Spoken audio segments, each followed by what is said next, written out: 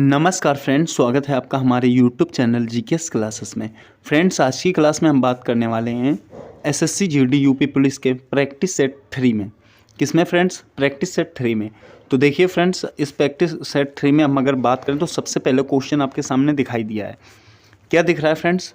कहना चाहता है प्रथम विश्व युद्ध के समय किसको रिक्रूटिंग सार्जेंट कहा गया। फ्रेंड्स, यहाँ पर अगर बात करें रिक्रूटिंग सार्जेंट की तो इसका मतलब आप ये भी आपसे क्वेश्चन ये भी कह सकता है भर्ती करने वाला सार्जेंट किसे कहा जाता था या कहा जाता है। तो आपको याद रखना है फ्रेंड्स, ऑप्शन है आपके पास वल्लभ भाई पटेल, जवाहरलाल नेहरू, महात्मा गांधी और सरोजनी नायडू। आपका जो आंसर सही हो जाएगा वो हो जाएगा आपका ऑप्शन सी। ठीक है, ऑप्शन सी सही हो जाएगा। क्योंकि फ्रेंड्स एक बात देखिए, बात है प्रथम विश्व युद्ध के दौरान गांधी जी ने लोगों को सेना में भर्ती होने के लिए प्रोत्साहित किया था। ठीक है फ्रेंड्स, तब से इनको रिक्रूटिंग सर्जेंट कहा जाने लगा। चलिए फ्रेंड्स, अगले क्वेश्चन की तरफ चलते हैं। देखिए क्वेश्चन नंबर 2 आपके सामने आ चुका है। कह रहा है मुद्रास्फीति या फिर इन्फ्लेशन कैसे नियंत्रित की जा सकती है। तो मुद्रास्फीति क्या होती है फ्रेंड्स, पहले उसे समझ लेते हैं। ठीक है, तो अगर हम बात करें जिससे मांग और आपूर्ति में असंतुलन पैदा होता है, क्या होता है फ्रेंड्स? तो जब मांग और आपूर्ति में असंतुलन पैदा होता है तो वस्तुओं और सेवाओं की कीमतें बढ़ जाती हैं। ठीक है फ्रेंड्स, और कीमतों में इस वृद्धि को मुद्रास्फीति कहते हैं। भारत अपनी मुद्रास्फीति की गणना जो है 2 रूप में करता है। एक होता है फ्रेंड्स WPI। क्या होता है फ्रेंड्स? एक होता है WPI और एक होता है CPI। WPI की बात करें तो फ्रेंड्स इसे होलसेल कहते हैं, होलसेल प्राइस इंडेक्स। इसे कहते हैं कंज्यूमर प्राइस इंडेक्स।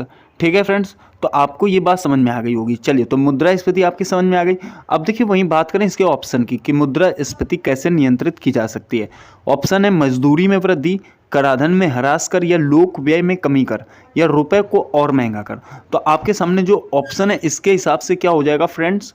ऑप्शन जो है आपका सी सही हो जाएगा। कहने का मतलब है लोक व्यय में कमी करके। तो लोक व्यय में जब हम कमी कर देंगे तो जो है मुद्रास्फीति हमारी नियंत्रित हो जाएगी। ठीक है फ्रेंड्स, चलिए अगले क्वेश्चन की तरफ चलें। देखिए फ्रेंड्स, क्वेश्चन नंबर आपके सामने 3, बुद्ध को प्रबोध कहाँ प्राप्त हुआ था। ठीक है फ्रेंड्स, पहले समझ लेते हैं कि एक्चुअली प्रबोध होता क्या है। तो देखिए प्रबोध जो है ना किसे कहते हैं, उसको आपको समझ में आ जाएगा, मैं अभी बता रहा हूँ। देखिए ऐसा है, बोध गया में 35 वर्ष की आयु में वैशाख पूर्णिमा की रात को एक पीपल वृक्ष के नीचे बुद्ध को ज्ञान प्राप्ति हुआ। ज्ञान प्राप्ति के पश्चात वे सर्वप्रथम ऋषिपत्तनम सारनाथ आए। यहीं उन्होंने 5 ब्राह्मण सन्यासियों को अपना पहला उपदेश दिया। ठीक है, तो ये बात आपको ध्यान रखनी है। बुद्ध को प्रबोध कहाँ प्राप्त हुआ? तो बोध गया में। ठीक है फ्रेंड्स, ऑप्शन है सारनाथ, कपिलवस्तु, बोध गया, राजगृह। आपका उत्तर हो जाएगा ऑप्शन बी। ठीक है फ्रेंड्स, बोध गया। ठीक है, चलिए अगले क्वेश्चन में चलते हैं। देखिए क्वेश्चन नंबर 4, स्मॉग एक मिश्रण है। ठीक है, किसका? वायु और जल का, जल और धूप का, या फिर अग्नि और जल का, धूम्र और कोहरे का। तो फ्रेंड्स क्वेश्चन नंबर 4 का जो आंसर हो जाएगा ना वो हो जाएगा धूम्र और कोहरे का। ऑप्शन डी सही हो जाएगा। अब देखिए स्मॉग की अगर बात आई है तो स्मॉग को समझ लो। स्मॉग को आप दूसरी भाषा में धुआंसा कह सकते हो। क्या कह सकते हो फ्रेंड्स? धुआंसा। ठीक है, तो धुआंसा होता क्या, इससे समझ लेते हैं। देखिए वायु प्रदूषण की एक अवस्था है। 20वीं सदी के प्रारंभ में एक मिश्र शब्द स्मॉग, कौन सा शब्द है फ्रेंड्स? तो स्मॉग जो है ना ये एक प्रकार का मिश्र का शब्द है। ठीक है फ्रेंड्स, मिश्र शब्द स्मोक द्वारा धुएं और कुहासे की मिश्रित अवस्था को इंगित किया गया। ठीक है, धूल, धुएं और कुहासे का यह मिश्रण हिंदी में धुआंसा कहलाता है। ठीक है फ्रेंड्स, तो ये बात आपको ध्यान रखनी है। चलिए आगे बात करेंगे क्वेश्चन नंबर 5 की। भारत की संविधान सभा गठित करने का आधार क्या था। ठीक है फ्रेंड्स, ऑप्शन है भारतीय राष्ट्रीय कांग्रेस का प्रस्ताव, कैबिनेट मिशन प्लान 1946, भारतीय स्वतंत्रता अधिनियम 1947, भारतीय डोमिनियन के प्रांतीय या फिर राज्य विधानमंडलों के प्रस्ताव। तो फ्रेंड्स आपका जो ऑप्शन सही हो जाएगा ना इसका क्वेश्चन नंबर 5 का, कैबिनेट मिशन 1946 हो जाएगा। ठीक है फ्रेंड्स, क्या हो जाएगा? Cabinet mission 1946। ऑप्शन आपका बी सही हो जाएगा।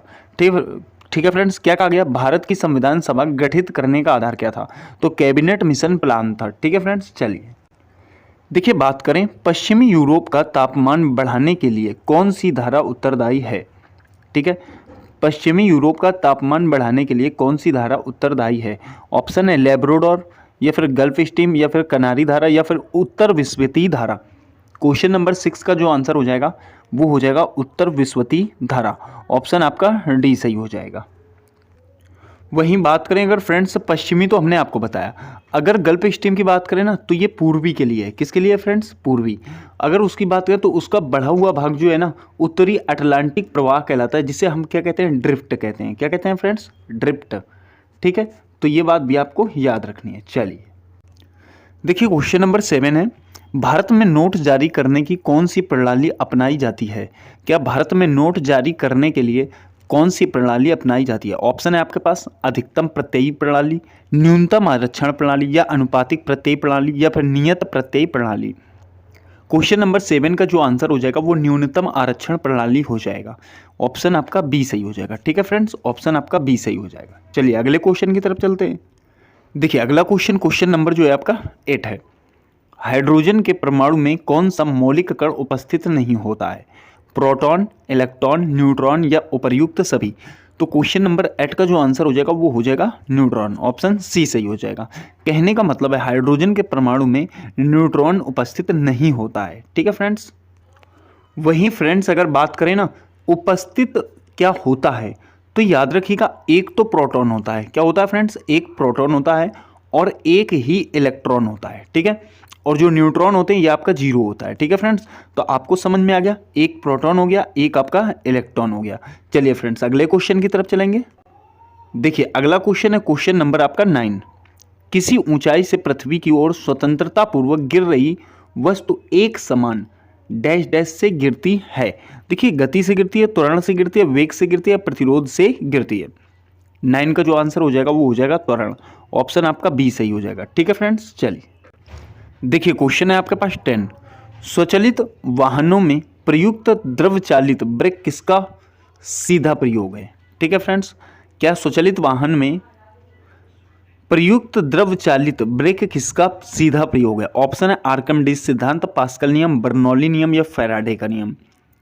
तो जो 10 है फ्रेंड्स इसका जो आंसर हो जाएगा वो हो जाएगा पास्कल का नियम। ठीक है, किसका नियम फ्रेंड्स, पास्कल का नियम। तो देखिए फ्रेंड्स क्वेश्चन नंबर 11 आपके सामने है, कह रहा है 10 किलोग्राम का एक पिंड जमीन से 10 मीटर की ऊंचाई पर है, उसकी स्थितिज ऊर्जा क्या है। फ्रेंड्स इसे दूसरे प्रकार से भी बोल सकता है कि गतिज ऊर्जा क्या है। तो जैसे कि आपको पता होगा 10 किलोग्राम का एक पिंड जमीन से 10 मीटर की ऊंचाई पर है। तो हालांकि ये क्वेश्चन कई बार रिपीट हुआ है, इस चक्कर में मैंने आपको बताया, वरना आप इसे यांत्रिक ऊर्जा प्रमेय के फॉर्मूले से निकाल सकते हो। कहने का मतलब है mgh बराबर क्या होता है फ्रेंड्स, 1/2 mv²। ठीक है फ्रेंड्स, इससे निकाल सकते हो। वहीं अगर बात करें तो आप इसको बिल्कुल आसान तरीके से निकाल सकते हो। इसमें ई की वैल्यू आपको निकालनी होती है, तो कुछ नहीं करना होता है फ्रेंड्स, 10 × 9.8 और इंटू आपका 10 हो जाएगा। ठीक है, अब देखिए पॉइंट हटा के नीचे 0 बढ़ा सकते हैं आप, 10 से 10 कट जाएगा, 98 10 जो हो जाएगा 980 हो जाएगा। ठीक है फ्रेंड्स, कितना हो जाएगा 980। तो ऑप्शन जो है आपका बी सही हो जाएगा। ठीक है, इसको फ्रेंड्स मैंने अलग से आपको ना कभी उसकी क्लास जब लूँगा तो अलग से बताऊंगा। ठीक है फ्रेंड्स, फिलहाल तो यहाँ मैंने आपको शॉर्ट में बता दिया है। चलिए अगले क्वेश्चन की तरफ चलते हैं। देखिए अगला क्वेश्चन कहना चाहता है आपसे, राष्ट्रपति शासन अधिकतम लगाया जा सकता है। ठीक है, ऑप्शन है 6 माह तक, 2 वर्ष तक, 1 वर्ष तक, या फिर 3 वर्ष तक। क्वेश्चन नंबर 12 का जो आंसर हो जाएगा वो हो जाएगा 3 वर्ष तक। कहने का मतलब है ऑप्शन आपका डी सही हो जाएगा। राष्ट्रपति शासन जो है 3 वर्ष से ऊपर नहीं लगाया जा सकता। देखिए फ्रेंड्स क्वेश्चन नंबर 13 आपके सामने कह रहा है, नर्मदा नदी पर सम्राट हर्ष के दक्षिणवर्ती आक्रमण को किसने रोका। तो गौर कीजिएगा फ्रेंड्स, मैंने क्या कहा, नर्मदा नदी पर सम्राट हर्ष के दक्षिणवर्ती आक्रमण को किसने रोका। ऑप्शन है पुलकेशन फर्स्ट, पुलकेशन द्वितीय, पुलकेशन या फिर विक्रमादित्य, या फिर विक्रमादित्य द्वितीय। तो फ्रेंड्स देखिए यहाँ पर आपको 4 ऑप्शन दिए गए, इसका जो उत्तर होगा वो पुलकेशन द्वितीय होगा। क्योंकि जो पुलकेशन द्वितीय थे ना, पहली बात तो ये चालुक्य साम्राज्य के थे। किसके थे फ्रेंड्स, चालुक्य साम्राज्य के। अब इन्होंने जो है इस अटैक को रोका था, जिसमें हर्ष की बहुत बुरी तरीके से पराजय होती है। और इसकी जानकारी कहाँ से मिलती है, तो एहोल, किससे फ्रेंड्स, एहोल प्रशस्ति से मिलती है। ठीक है फ्रेंड्स, किससे मिलती है, एहोल प्रशस्ति से इसकी जानकारी मिलती है। ठीक है फ्रेंड्स, और जो ह्वेनसांग थे उन्होंने भी विवरण किया है, तो ये बात भी आपको याद रखनी है। चलिए आगे देखेंगे। अगला क्वेश्चन है क्वेश्चन नंबर 14। असहयोग आंदोलन में गिरफ्तार किए जाने वाले सबसे पहले नेता थे। ऑप्शन है सरदार पटेल, राजेंद्र प्रसाद, मोहम्मद अली, महात्मा गांधी। तो क्वेश्चन नंबर 14 का जो आंसर हो जाएगा ना, वो हो जाएगा मोहम्मद अली। आपको ये बात याद रखनी है फ्रेंड्स, ऑप्शन सी सही हो जाएगा। जो असहयोग आंदोलन हुआ था ना, इसमें सबसे पहले मोहम्मद अली को गिरफ्तार किया गया था। ठीक है, देखिए बात करेंगे मलक्का जल डमरू मध्य मिलाता है। ठीक है फ्रेंड्स, क्वेश्चन नंबर 15 क्या कह रहा है, मलक्का जल डमरू मध्य मिलाता है, किसको किससे मिलाता है, इस पे चर्चा करते हैं। प्रशांत को हिंद महासागर से, अटलांटिक को भूमध्य महासागर से, या फिर पर्शियन गल्फ को हिंद महासागर से, या फिर अटलांटिक को प्रशांत महासागर से। तो फ्रेंड्स इसका जो आंसर हो जाएगा वो हो जाएगा हमारा प्रशांत को हिंद महासागर से। ऑप्शन ए सही हो जाएगा। ठीक है फ्रेंड्स, तो आप ये समझ सकते हो कि ये जो है ना मुख्य शिपिंग चैनल है, मुख्य शिपिंग चैनल, तो ध्यान रखेंगे फ्रेंड्स। चलिए आगे बात करते हैं अगले क्वेश्चन की तरफ। देखिए क्वेश्चन नंबर 16 है, संयुक्त सैन्य अभ्यास हरिमोस शक्ति 2022 भारत और किन के बीच शुरू हुआ। कौन सा फ्रेंड्स, हरिमोस शक्ति। ऑप्शन जो है आपके पास चीन, मलेशिया, रूस, जापान।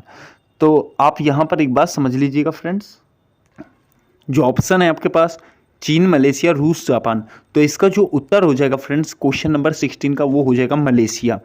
कहने का मतलब है जो हरिमोस शक्ति 2022 है ये भारत और मलेशिया के बीच हुआ है। बात करेंगे फ्रेंड्स क्वेश्चन नंबर 17 की। हाल ही में जारी विश्व प्रेस स्वतंत्रता सूचकांक 2022 में भारत का कौन सा स्थान रहा। ठीक है, ऑप्शन है 140वां, 150वां, 152वां, 158वां। तो क्वेश्चन नंबर 17 का जो आंसर हो जाएगा वो हो जाएगा फ्रेंड्स 150वां। ठीक है, ऑप्शन आपका बी सही हो जाएगा। देखिए वहीं बात करें क्वेश्चन नंबर 18 की, किस शहर में G20 बैठक 2023 का आयोजन किया जाएगा। किस शहर में G20 बैठक 2023 का आयोजन किया जाएगा। तो वहीं फ्रेंड्स ऑप्शन है गुजरात, जम्मू कश्मीर, मुंबई, दिल्ली। तो इसका जो आंसर हो जाएगा ना वो हो जाएगा जम्मू कश्मीर। ऑप्शन ए सही हो जाएगा। ठीक है फ्रेंड्स, चलिए देखिए क्वेश्चन है अगला 19। चीन किस क्षेत्र में दुनिया का सबसे अधिक ऊंचाई वाला क्लाउड कंप्यूटिंग डाटा सेंटर बना है या बना रहा है। ठीक है, तो हांगकांग, तिब्बत, ताइवान और इनमें से कोई नहीं। तो 19 का जो आंसर हो जाएगा वो हो जाएगा तिब्बत। ठीक है, देखिए चीन जो है तिब्बत में दुनिया का सबसे अधिक ऊंचाई वाला क्लाउड कंप्यूटिंग डाटा सेंटर बना रहा है। ठीक है फ्रेंड्स, देखिए फ्रेंड्स क्वेश्चन नंबर 20 आपके सामने कह रहा है महिलाओं को फ्री सैनिटरी पैड मुहैया कराने वाला प्रथम देश है। ठीक है, ऑप्शन है स्कॉटलैंड, नीदरलैंड, ब्राजील, इंग्लैंड। 20 का जो आंसर हो जाएगा वो हो जाएगा स्कॉटलैंड। ऑप्शन ए सही हो जाएगा। देखिए क्वेश्चन नंबर 21, कलकत्ता और आगरा के बीच टेलीग्राफ लाइन की शुरुआत कब हुई। ऑप्शन है आपके पास 1852, 1853, 1854, 1855। इसका जो आंसर हो जाएगा वो हो जाएगा 1853। ऑप्शन आपका बी सही हो जाएगा। ठीक है फ्रेंड्स, कौन सा, बी। अब देखो 1855 में शुरू किसने करवाई थी, तो याद रखना फ्रेंड्स लॉर्ड डलहौजी ने। किसने, डलहौजी। तो फ्रेंड्स ये भी आपको उत्तर याद रखना है। चलिए अगले क्वेश्चन की तरफ चलते हैं। देखिए क्वेश्चन नंबर जो है आपके पास 22, गदर पार्टी का मुख्यालय कहाँ था। ठीक है, गदर पार्टी का मुख्यालय कहाँ था, मॉस्को, बर्लिन, सैन फ्रांसिस्को या फिर कराची। तो इसका जो फ्रेंड्स मुख्यालय था ना वो सैन फ्रांसिस्को में था। कहाँ था friends, San Francisco. Option C सही हो जाएगा। देखिए फ्रेंड्स बात करेंगे एनू जनजाति कहाँ पाई जाती है। Question number 23, Iran, Japan, Afghanistan या फिर पाकिस्तान। तो ये एनू जनजाति है ना ये जापान की है। ऑप्शन आपका बी सही हो जाएगा। वहीं बात करें फ्रेंड्स क्वेश्चन नंबर 24 की, भारत में प्रथम सस्वर चलचित्र या फिर कह सकते हो आलम आरा का निर्माण कब हुआ था। ऑप्शन है 1913, 1931, 1933, 1937। इसका जो उत्तर सही हो जाएगा 1931। फ्रेंड्स जो आलम आरा है, वहीं अगर फ्रेंड्स बात करें पहली मूक फिल्म की तो दादा साहब फाल्के द्वारा 1913 में 1913 में रिलीज की गई थी राजा हरिश्चंद्र। ठीक है, वो कौन सी थी फ्रेंड्स? पहली मूक फिल्म थी। ठीक है, चलिए बात करेंगे फ्रेंड्स क्वेश्चन नंबर 25 की। किस नदी के किनारे न्यूयॉर्क शहर बसा हुआ है? ठीक है, किस नदी के किनारे न्यूयॉर्क शहर बसा हुआ है? ऑप्शन है पोटोमेक, फीवे, हडसन, स्पी। तो इसका जो आंसर हो जाएगा न्यूयॉर्क शहर जो है ना आपका हडसन नदी के तट पर बसा हुआ, ऑप्शन सी सही हो जाएगा। ठीक है फ्रेंड्स, चलिए तो आशा करता हूँ फ्रेंड्स ये टॉप 5 आपके कंप्लीट हो गए। अब इसमें कितने क्वेश्चन आपने सही किए हैं तो कमेंट बॉक्स में जवाब जरूर दीजिए फ्रेंड्स। मिलेंगे अगली वीडियो के साथ, तब तक के लिए नमस्कार।